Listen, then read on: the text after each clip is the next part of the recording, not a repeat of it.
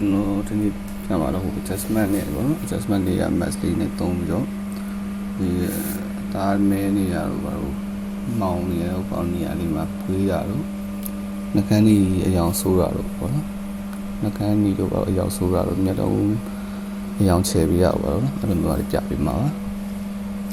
ဒီတော့အခုကျွန်တော်ပုံယူလိုက်ပါပြီ processor တဲ့ပြပါဒီကောင်ဘာမှမလုပ်ဘူးလေယာခွဲလိုက်ပါမယ် control J ပေါ့နော် shortcut control J နဲ့ layer ခွဲလိုက်တာပါ layer နဲ့ duplicate တဲ့ layer ဆိုလဲ layer ခွဲပြီးတော့အခုဒီမှာကြည့်ပါမျက်နှာနာလေးမှာမဲနေဟာလေးပေါ့နော် level နဲ့မျက်နှာမှာမဲနေဟာလေးပေါ့အခုဒီမှာကျွန်တော် new face adjustment create new face adjustment layer ကိုကျွန်တော်ယူလိုက်နှိပ်လိုက်မယ်နော် okay create new face adjustment layer ပေါ့နော်အော်နှိပ်လိုက်ပြီအဲ့ဒါကျွန်တော် curve ကိုယူလိုက်မယ်နော် curve ကိုယူလိုက်ပြီ okay curve ကိုယူသွားရင်ဒီမှာကျွန်တော်အခုတက်ဖို့ RGB ပဲပေါ့နော် curve လိုက်အပေါ်မှာ layer လေးတစ်ခု curve layer လေးတက်ပေါ်အကောင်ကျွန်တော် RGB တင်လိုက်ပြီ okay ဒါဆိုရင်အခုကအဲ့မှာကျွန်တော်ဟို color box လေးမှာပေါ့နော် foreground background color box လေးမှာအနက်နဲ့ဖြူနေပေါ့နော်ဒီကောင်လေးခေါ်လိုက် foreground မှာအနက်ရှိနေမယ်ဖြူနဲ့နဲ့ဆိုရင်မရပါဘူးနော် foreground မှာအနက်ဖြစ်နေရနော်အဲ့လိုမျိုးဖြစ်မနေဘူးတတိယရောက်နေဖြစ်နေရဆိုရင် D ကိုတစ်ချက်နှိပ်လိုက်ပါ D ကိုတစ်ချက်နှိပ်လိုက်တော့ auto ပြောင်းသွားလိမ့်မယ်နော် okay D ကိုနှိပ်ပြီးတော့ရှင် D ကိုနှိပ်ပြီးတော့ရင် control backspace နှိပ်လိုက်ပါဒီနှိပ်ပြီး control backspace မရဘူးဆိုရင်အများကြီးကျ foreground ကဖြူရအောင်နော်ကျွန်တော် sorry ပါကျွန်တော်မှာ foreground ဖြူရအောင်နဲ့ background အမဲဖြစ်ရမှာပါနော်မကွန်ဒိုဘတ်စနေလို့ရှိရင်ခုလိုပုံမှန်လိုက်ပြောတော့ဟိုမှာ cap layer မှာအမဲလေးဖြစ်သွားပြီနော်အဲကျွန်တော် brush tool ယူလိုက်ပြီ brush tool ယူရော okay brush tool ယူရော brush size ကိုတေးပါမယ် brush size လေးနဲ့တေးပြီ okay သူနဲ့ကိုင်းမဲ့ brush size ပါနော်ကျွန်တော် opacity နဲ့ flow တော့တရားပဲထားတာလေ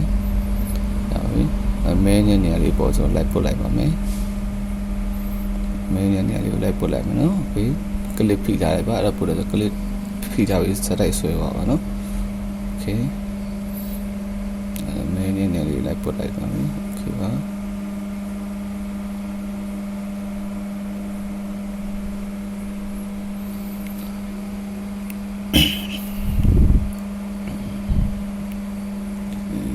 အခုပေးလို့ကြည့်ပါနော်ကတ်လေးရနှလုံးလေးဖုံးပေးလို့ကြည့်ပါ okay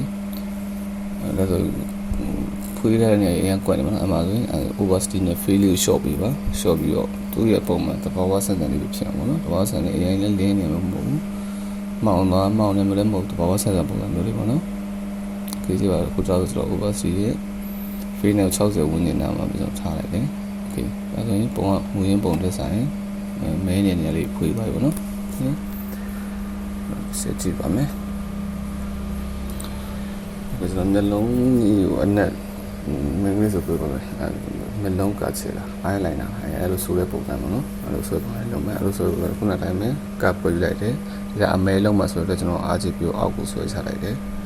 အမဲဘက်ကိုဆွဲချရပါတော့ခုနလိုပဲကျွန်တော် control backspace နဲ့ကပ်ကို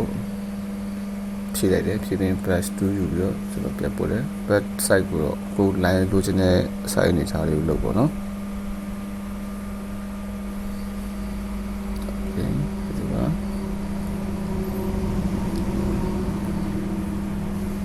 eyeliner ဆိုတော့ခေါ်တော့မခေါ်တော့ဘူးကျွန်တော်လည်းပြင်လောက်တော့လို့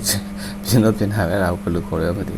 အခု opacity နဲ့ fill နဲ့ကျွန်တော်ရှော့လိုက်ပြီ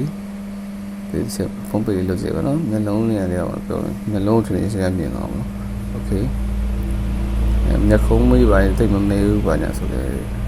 အဲ့ကောင်ဒီကောင်လေးရဲ့မဲပြီးရနော်မျက်ခုံးမွေးလို့ပါမှာလေမျက်ခုံးမွေးမမဲဘူးဆိုတော့မျက်ခုံးမွေးလို့မျက်ခုံးမွေးပါမှာပဲဆက်ပြီးတင်လိုက်မယ် okay ဒါဆိုတော့နမူနာပြပါတန်းတဲ့ပုံလေးချားပုံတွေမှာလူလို့ရပါတယ် okay ဆက်ကြည့်လိုက်ပါမူရင်းပုံနဲ့ချက်ကြည့်မယ်မူရင်းပုံနဲ့ကြည့်လိုက်ပါမျက်လုံးလို့ဒီအရေးကြနေအနေနဲ့ပါဘောနော်နောက်အရောင်လေးထည့်ပြီးနှကန်းအရောင်လေးပေါ့နော်နှကန်းအရောင်လေးထည့်ကြည့်မယ်နှကန်းအရောင်ထည့်မယ်ဆိုတော့ဒီမှာတော့နှကန်းကြီးပါပြီကြာဒါပေမဲ့ကျွန်တော်နမူနာထည့်ပြဆိုတော့နှကန်းအရောင်ပြီးတော့အနီရောင်ယူလိုက်ပြီးအနီရောင်ပေါ်တင်တယ် green ကို short ပြီးအောက်ကို short ပြီးလိုက်နော် okay နောက်ပြီး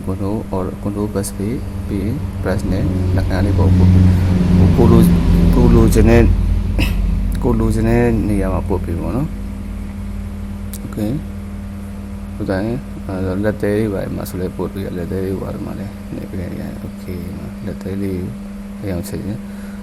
ဟိုတေးတက်တယ်မတက်တော့သူပြောမယ်ကိုရဲ့လက်စာပေါ့နော် press site ကိုလည်းတေးလို့ရတာပဲနော် press site ကလည်းအကြီးတေးလို့ရဆိုတော့ရွှေပြီးလို့ပေါ့ဟုတ်ကဲ့ကျေးဇူးတင်ပါတယ်